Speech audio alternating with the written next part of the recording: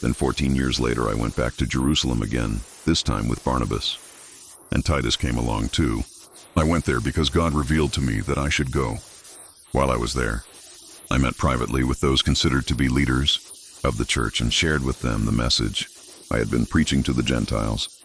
I wanted to make sure that we were in agreement, for fear that all my efforts had been wasted and I was running the race for nothing.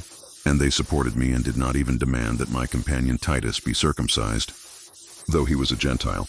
Even that question came up only because of some so-called believers there, false ones, really, who were secretly brought in. They sneaked in to spy on us and take away the freedom we have in Christ Jesus. They wanted to enslave us and force us to follow their Jewish regulations, but we refused to give in to them for a single moment. We wanted to preserve the truth of the gospel message for you, and the leaders of the church had nothing to add to what I was preaching.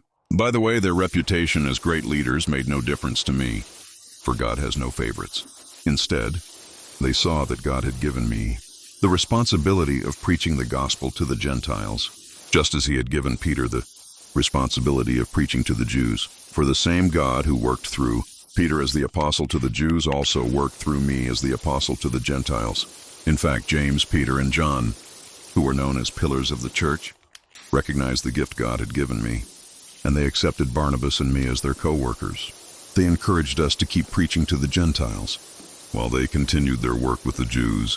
Their only suggestion was that we keep on helping the poor, which I have always been eager to do.